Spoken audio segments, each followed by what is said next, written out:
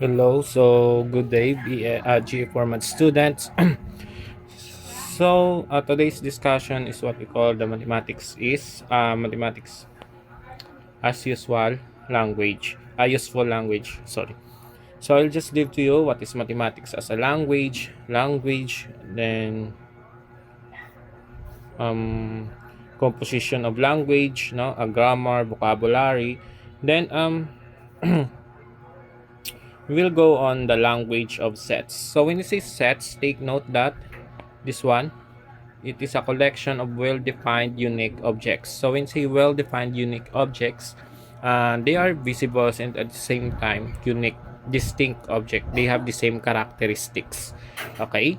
There are two types on writing sets. So the first is the tabular or the roster method. Okay, how can we write that the set? So take note, yung A na to is the name of a set. So we call this one set A. Okay, set A. Oh, batong okay.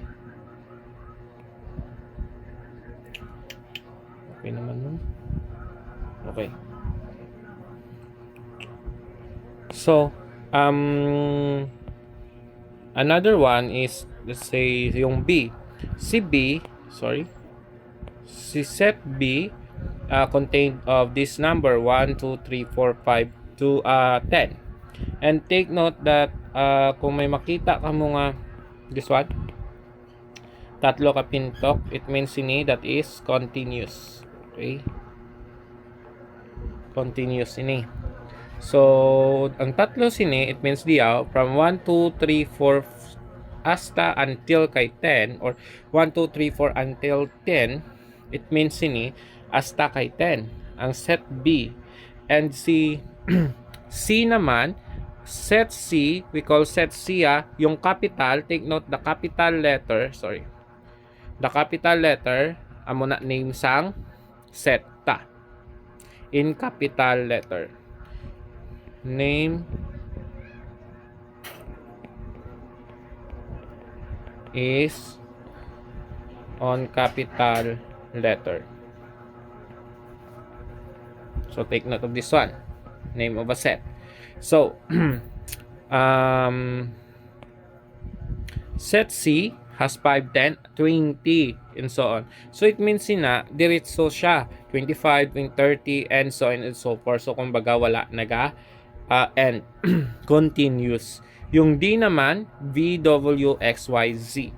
E, set E, that is 2, 4, 6, 8, 10. So another example of this set is, so let's consider yung F. Ito, set F. Ito, dito na natin lagay. So si set F, let's say, yung laman ni F is, naku po, sorry.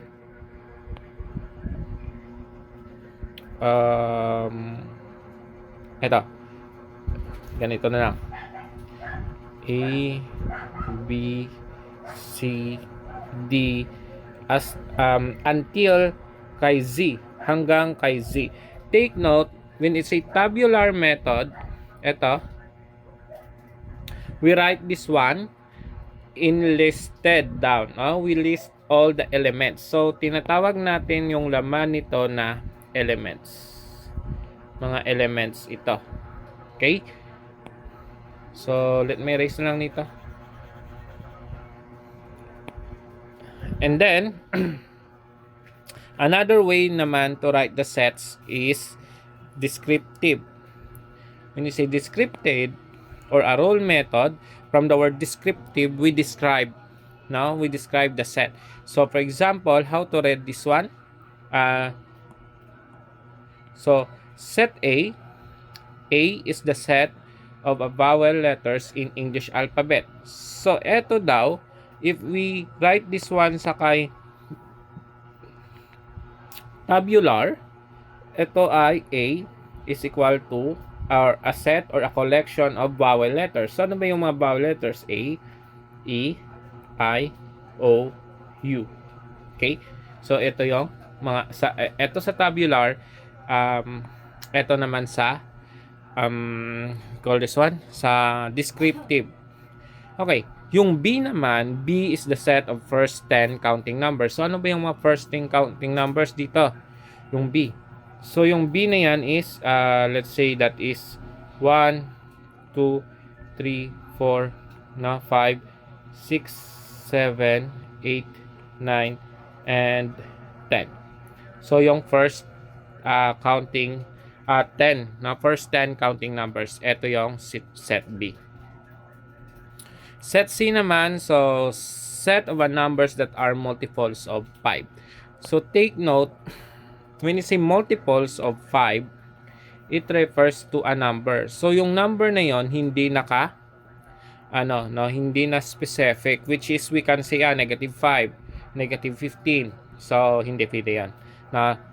So base kanina sa letter C dito, ito, as you can see, itong letter C na to, that is 5, 10, 20. So all are positive. So we can just rewrite this one as positive number, a set of positive. So dapat meron dito positive, okay, positive numbers that are multiples of 5. So set C naman, set D is the last 5 letters in the English alphabet. So ano bang last 5 letters ng English alphabet? So we can write this one, set D is equal to yung last 5 letter, that is W at yung panglima, X. Lagyan mo ng comma ha pag tabular. Y, W, X, Y, C. So sorry, meron pa pala yung V, no? Meron pa, V pa muna. Okay. Okay. Then curly brace, ito curly brace. So V, W, X, Y, Z. And then last set E, a set of a first even numbers. So yung first even numbers, ano ba yon? When you say even, these are numbers na 2, 4, 6, 8, 9, 10. Diba? Ay, sorry. So, set E is equal to first 2, 4, 6, 8, 10. So, ito yung first 5. 1, 2, 3, 4, 5. Okay, next. Set builder notation is another way on writing a set under the rule method. So, sa set A kanina, dito, wait lang Ito, set A. We call this one X. Now, we read this one, ito, this one. Ito, we call this one such that. Okay? So, we read that one as such that. X, such that X is a vowel letter in English alphabet. Yung B naman, B is equal to a set of Y, such that Y is less than equal to 10, for Y is equal, an element of natural number. So, take note, dito, whatever yung nilalagay mo dito, no? Whatever yung ilagay mo dito, okay lang yan. Kahit sabihin mo star such that, sabihin natin yung F mo. Sorry. Oops. F is a set of but dapat lock. Saan ba yun? Yan mo na. F, di ba yung F natin kanina, yung mga A, B, C na yon, vowel. So you can just like English alphabet pala yon, letters, no? Star or star such that star is an sorry.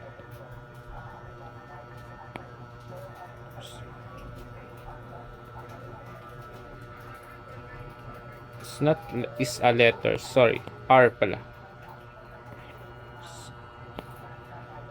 Okay, R letters in English alphabet.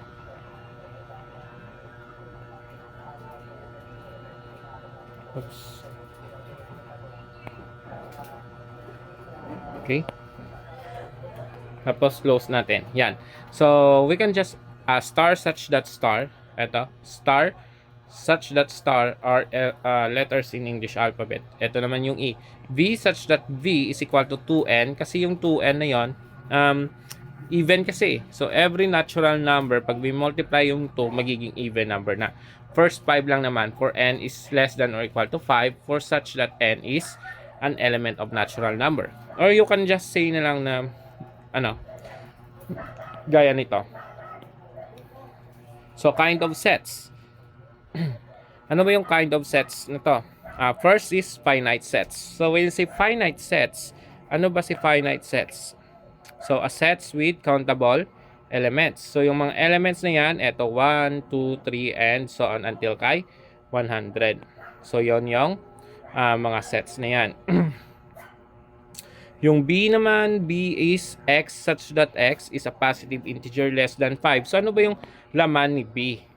So in tabular, yung laman ni B, positive integer. So ano ba yung mga positive integer? Less than 5. So yun ang 1, 2, 3, 4. Take note, sinabi less than. So it means hanggang 4 ka lang. Hindi mo pwedeng i-include si 5. Infinite sets. So infinite set, elements are not countable and only the first element. Not just the first element, but in short, we cannot determine the last element. Yun na lang. No, continuous siya. So like ng set C kanina. So C is a set of x such that x is a number that are multiples of 10. So this one, yung C mo na to is equivalent sa kay multiple of 10. Multiple of 10 are from negative infinity to, let's say na lang dito natin, negative 20, negative 10, 0, oops, 10, 20, 30, and so on. So, ito yung set C mo. Yung 0, I don't know, it's a multiples of 10, pero, yeah, neutral kasi si 0. Is it divisible by 10 kasi 0? Yeah, divisible by 10. Okay. So D is set such that the whole number. So when say whole number, those numbers start from 0. So you can just write dito D is a set of 0, 1, 2, 3, 4, 5, and so on. Okay? So next is unit sets. Unit set. Unit set naman, ibahin ko kaya yung kulay. Mas maganda siguro yung blue. Dito masyado. Yan. Ano kaya to? Ito na lang. Pangit pala. Sorry. Change natin ng kulay. Siguro mas maganda dito. Dito tayo ulit. Yun. Okay na. Hoy.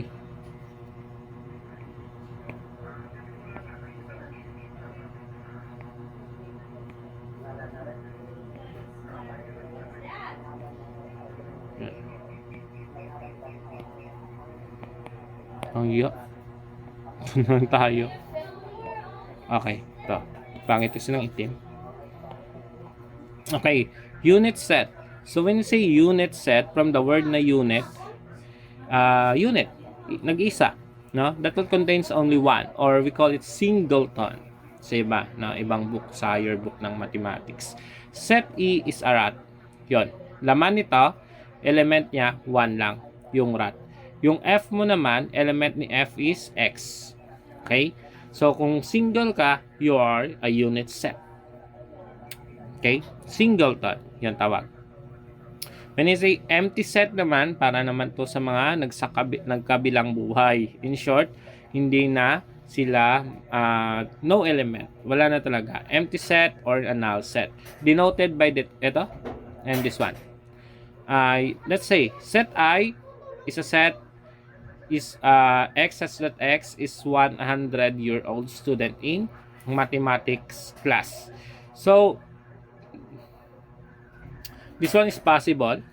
Possible ito. Pero, I don't know. Siguro hindi na. No, wala na talaga. For sure. Wala namang estudyanteng 100 years old. Y, G. G is Y such that Y is an integer less than 3 but greater than 2.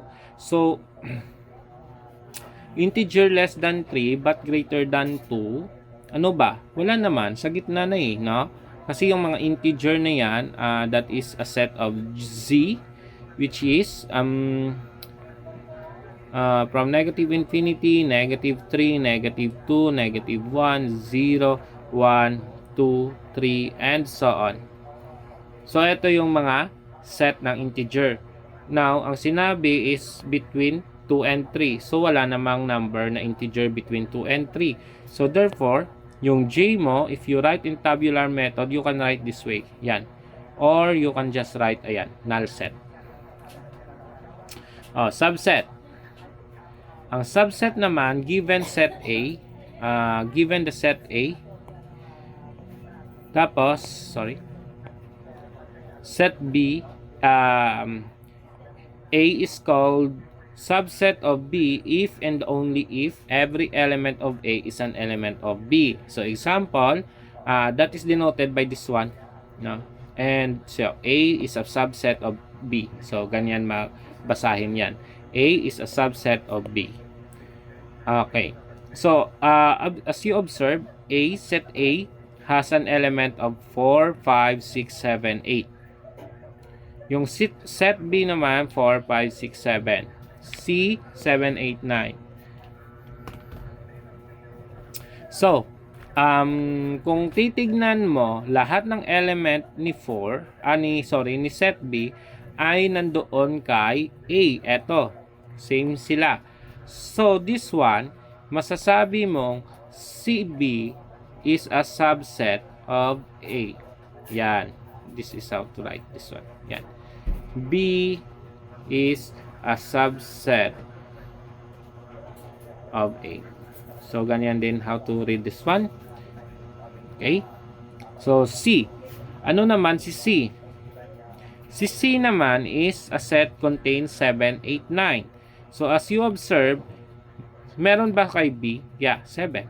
Meron ba kay 4? That is, yeah, 7, 8, pero merong 9. In short, masasabi mo na si C is not a subset of A. So, ito yon. So, you can write ito, C. So, C is not a subset of A. Ito. This is how to read. Okay. So, next, power set.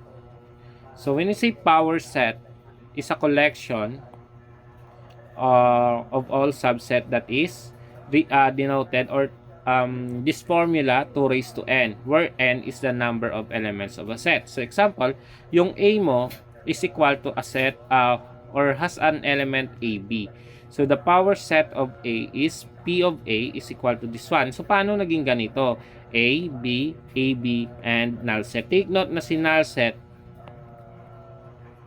this one is a subset of any set. Take note niya na, si null set is a subset of any set. So, andyan siya palagi. 2.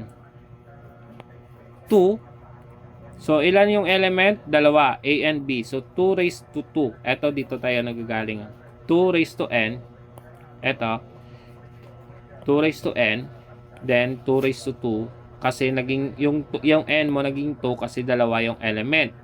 So, that is equal to 4. So, it means apat yung subset nito. So, tignan mo. 1, 2, 3, 4. The question, sir, magpareho lang naman si AB. So, si AB at si A is a proper subset. Okay? So, A, eto, denoted this one, is a proper subset niya si A, B. So, para pag tulad, or we call this one equivalent set. A proper subset tawag dyan. Okay? Okay, set B naman, tatlo. So, 2 raised to 3, that is 2 times 2 times 2 which is equal to 8. So kung tignan mo naman, 1, 2, 3, 4, 5, 6, 7, 8. So sir, paano kunin yun? Paano? Simple lang. So example, si 1, 4, 5. Okay? So ito yung set B. Take note na si 1 is another. No? You can write na lang ito, another set si 1. Another set si 4. Dito yan. Another set si 5. Kasama ni 1 and 4, pwede na yan. 1 and 4, another subset yan.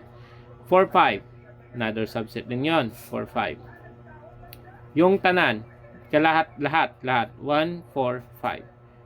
Then, ano yung isa? Sorry, meron pa tayo. 1, 4, 4, 5. Ano pa yung kulang? 1, 4, 4, 5. Yeah, 1, 4, 5. So, dapat ano to eh? 1, 2, 3, 4, 5, 6. Yung nailista ko, 6 lang. Yung 1, 4, 5. Okay, 1, 4 meron na tayo. Okay, sorry. Meron pa pala tayong 1, 5. So, lagay natin dyan yung 1, 5. Combination lang naman yan eh. So, 1, 5. Then, lastly, hindi mo kalimutan yung null set. So, ito yung power set ni 1, 4, 5. Okay, next. Universal set. So, when you say universal set, is a totality of all elements being described. So, for example, yung U mo is a set of natural numbers. Ano bang mga natural number? That is 1, 2, 3. Erase ko muna to. Erase lang natin.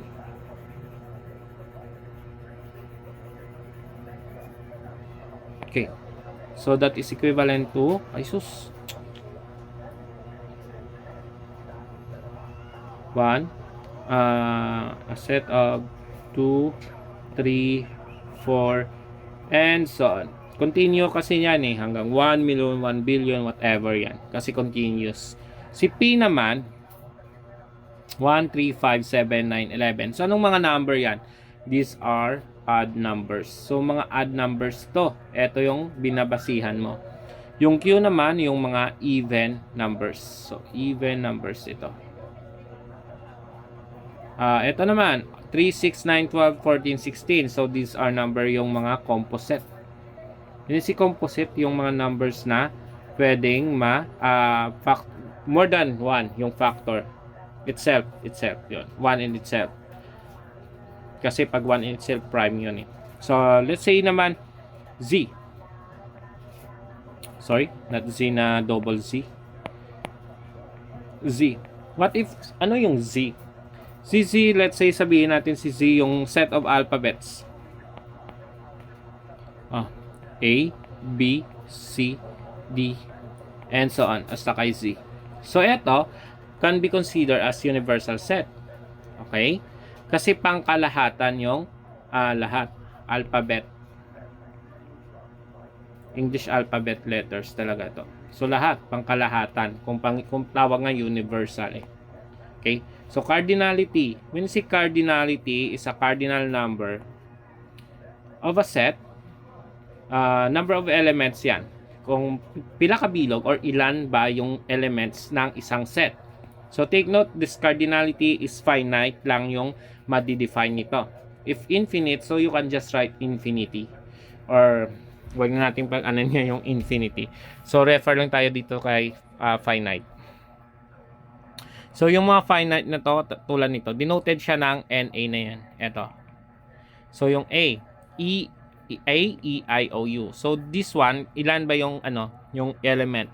A, 1, E, 2, I, 3, O, 4, U, 5.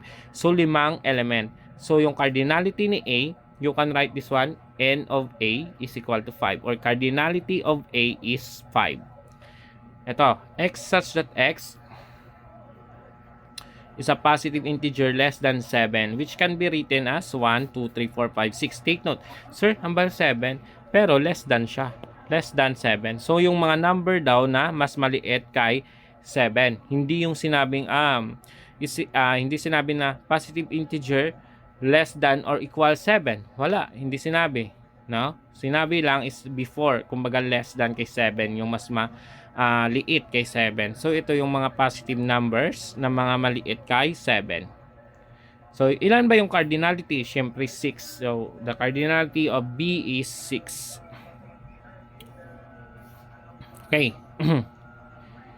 Set relationships. So, when you say set relationships, we are referring to equal sets. So, equal sets are sets which contain the same elements. Take note, the same elements also called identical sets. So, for example, yung set D mo, eto, is a set of a letter word care. Yung E mo naman is a set letter in the word race. Yung F, acre. So, yung tignan mo yung mga letters, yung elements nasa loob ni D, ni E, ni F. They are all the same elements or identical. So, it means you can say equal sets yung si D is equal set kay E. Si D is also equal set kay F. Si E equal set kay F. Therefore, lahat sila equal sets. Yon. Next, ano naman yung equivalent sets? So, equivalent sets are sets which have the same numbers of elements and there exists one-to-one correspondence. So, for example, yung set G mo contains 1, 2, 3, 4, 5 na elements. Yung H mo naman, merong element na 6, 7, 8, 9, 10. So, take note, based sa definition, have the same number of elements and that is what we call equivalent sets. Ilan yung elements ng G kag H? Diba 5? 5 yung J, 5 si H. It means equivalent sets si J and H. Denoted naman ito. Yung tel D na yan. Example, yung I. Yung I is a set of a number of letters A, B, C, D, E. So, 5 sila. 5 no? 1, 2, 3, 4, 5. So, although they are not the same elements, pero same cardinality din. N sub I. Ibig sabihin yan, si I is also equivalent kay G at H. So, you can write naman G is equivalent to I. Or I is equivalent to H. Okay? So, joint sets.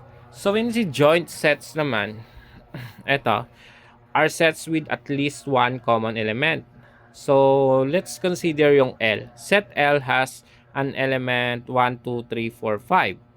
Yung M naman, 3, 6, 9. So, anong common ni L at ni M? That is yung 3. So, the common element is 3. So, that's why we call yung L and M are joint sets. When I say these joint sets are sets with no common element. So, when I say no common element, so N1 is 1, 2, 3, 5, 7, CO2, 4, 6, 8. So, walang the same element sa kay N at O. So, we can say yun, sets N and O have no common element. Therefore, they are disjoint sets. Okay? So, the next. Operation on sets. When you say operation on sets, the first thing is union. Ano ba si union? So, union is as containing all elements of a given set. So, set A, consider A, B, C, D, E. Si B naman, eto. Si C, eto. So, find yung A. Paano pa hinapan si A? Si A union B. So, first thing is, lagay mo muna lahat kasi A. So, lahat ng element na A, butang mo diya. Ilagay mo sa A union B. A, B, C, D, E. Pagkatapos, si B naman, tignan mo element ni B. Ano ba yung pareho? So, the same na si A at si E. Wala na. Ibig sabihin, yung i-add mo lang ay tatlo. I-O-U. So, I-O-U. Okay? So, ito yung union ni A union B. So, ito yung solusyon. Ito the same. For B naman, B union C is the same thing na lahat ng B, ito, B, tignan na, B union C. So, lahat ng ano ni B, that is A, E, I, O, U. So, ano naman kay C, ito, ano bang common dyan? Huwag mo nang ilagay, wag mong i-repeat si I. Ito yan. I lang ba? Yeah, I lang. So, it means ito yung i-add mo. Etong i-add mo. F, J, H, and J. Okay. So, ito yung sagot. Which is the same lang naman dito. Sa C, so I'll just leave it to you. This one. So, this is how to, how about the Venn diagram? So, yung Venn diagram ni union, let's consider ito. Tapos, another. Ito, si A. Etong purple B. So, pag kinuha mo tong union, saan yung isi-shade mo? Isi-shade mo yung lahat. Lahat sila i-shade mo. Okay? So, that's how the Venn diagram. Ito. So, Venn diagram of A union set. N ito double N. Venn diagram. Intersection. So, when you say intersection naman, denoted nito, ito. So, is a set containing the common elements. Take note of these common elements of a given set. So, let's consider itong D, E, and F. So, si 1, 2, 3, 4, 5, and so on. So, D, union, intersection to E. Paano ba kung yan? So, D, intersection to E. Tignan mo yung common ni dito. Pangit, no? Pula na lang. Ito. Uy.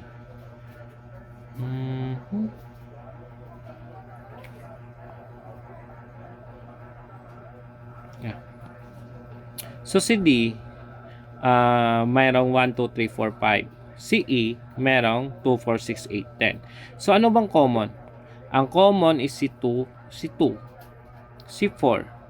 So, dalawa lang. Wala na. Ibig sabihin, 2 and 4 yung common. So, ito yung intersection nila. Ano ba yung mukha nito sa Venn diagram?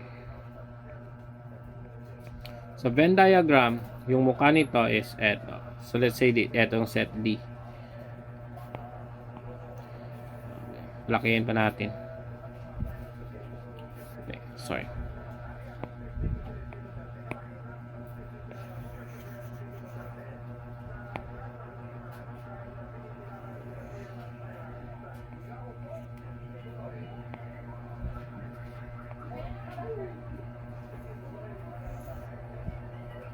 Sorry, sobrang laki. Sabihin na natin ito si E. Pag i-intersect natin, saan yung i-highlight? Ito lang sa gitna. Okay? So, sir, yun na ba yun? Hindi. Meron pa yan. Lagyan natin ng common sa loob. Ano ba yung common? 2 and 4. So, yan. 2 and 4. So, dito sa D, ano ba yung hindi na idala? 1, 3, 5. So, it means dito yan. Yung kabila naman, that is 6, 8, 10. Andyan yan. So, ito yung Venn diagram representation. May U pa yan nito. So, about D intersection F. Si D intersection F, kung titignan mo dyan, erase natin to Si D intersection F, ito. So, tignan mo. May common ba si 1, 2, 3, 4, 5 sa dito? Wala. So, that's why yung answer is null set. Or you can write ito. So, ano naman to sa Venn diagram? Sa Venn diagram, ito, D, tapos F. Hindi sila nag-i-intersect. Okay? Ito yung mukha ni D intersection F. Dalawang circle, tapos hindi nag-i-intersect. Sa E naman, so that will be your assignment. Kindly just read this one. Complement. Complement is a set of all elements that do not belong to the given set but found in universal set. So example, let your U is equal to 1, 2, 3, 4, 5, 6, 7, 8 and so on hasta kay 10. So yung A mo is 1, 3, 5, 7, 9. So take note, yung U mo, ibig sabihin kasi ng complement is yung mga number, denoted ito ng A prime or sa ibang book, A complement. Ayan. Okay, so denoted niyan sila. Symbol nito, mga symbol. So, ibig sabihin kasi ng complement is ano ba yung anong mga element ni U, ni A na wala na andyan kay U. So, it means complement ni A yon. Yung mga complement ni A is yung mga element ni U na wala kay A. Okay? So, for example natin that yung U natin dito is counting from to 10. 2, 3, 4, 5, 6, 7, 8, 9, 10. So, ano ba yung A complement? Hanapin natin yung A complement. So, A complement, take note niya yung A mo dito. Ito, 1, 3, 5, 7, 9. So, highlight natin si 1, 3, 5, 7, 9. So, lahat ng walang na-highlight, it means yung A complement yan. Or you can just yan, A prime or A complement, whatever then. Sa dalawang yan. The same lang na yan. 2, 4, 6, 8, 10. So, ibig sabihin, ito yung complement nito ni A. 2, 4, 6, 8, 10. How about naman kay B complement? Ano ba kay B complement? So, kung titignan mo naman kay B complement, pink na pink, ito, 2, 4, 6, 8, 10. Okay? So, erase natin ulit ito. Hindi na pwede. Sige. 2, 4, 6, 8, 10. So, lahat yan ng may pink, yun yung element ni B. Ibig sabihin, wala, yun, yung B complement, yung mga na-highlight na green. 1, 3, 5, 7, 9. Okay. How about naman si C complement or C prime? C complement or C prime is, so take note, 3, 6, 9. So, teka, para hindi na tayo magsala. Yan, naka-pink na lahat. Tignan, i-change natin yan. Ito, naka-yellow. Take note na si 3, yung eto 369, yung element ni C.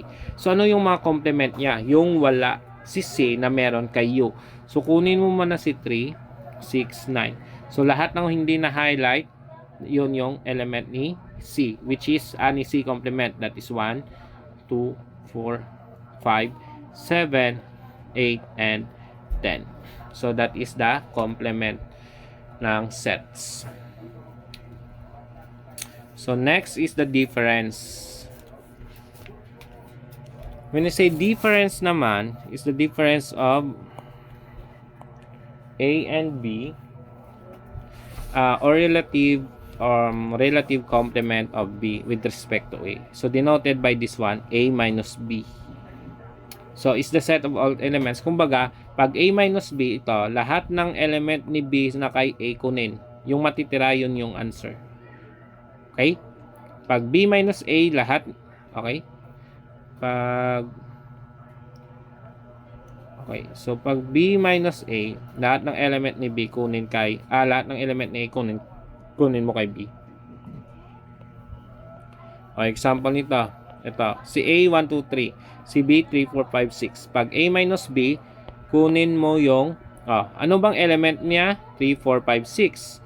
Dito, 1, 2, 3. Ano bang yung may common sa kay B? 3. So, matitira kay A is 1, 2. Kaya, eto, 1, 2 na lang. Pag B minus A naman, yung mangyayari dyan, lahat ng element ni B, parang ganito, 3, 4, 5, 6. I-minus mo daw itong, So, na yun. Ito. I-minus or kunin mo daw yung 1, 2, 3. Yun yung matitira. So, ano ba yung 1, 2, 3 dito? Ito lang. So, ibig sabihin, ito yung matitira. 4, 5, 6. So, yun yung difference nito. O, Cartesian product. When you see Cartesian product naman, that is denoted by cross product to B. So, it's a set that contains all the ordered pairs. So, when you see ordered pairs, we are referring to X, Y. Dalawa yan. So, yung X mo naman is an element from A. Yung Y mo naman is from element to B. Pag ito yung nauna. Okay?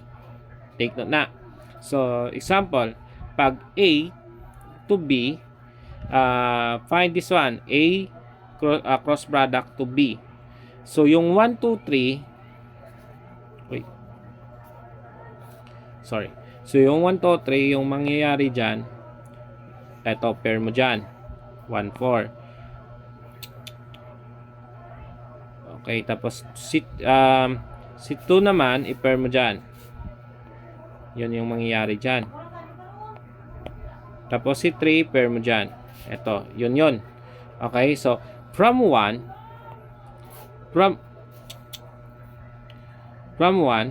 pair mo kay 4, 5. Yung mangyayari dyan, ito yun. Si 1, A cross B. So, yung first is C1. C1, anong pares? 4. Tapos, next. C1 pares C5. Next. C2 naman. C2 pares C4 and 5. Erase nga natin to. C2. Ito.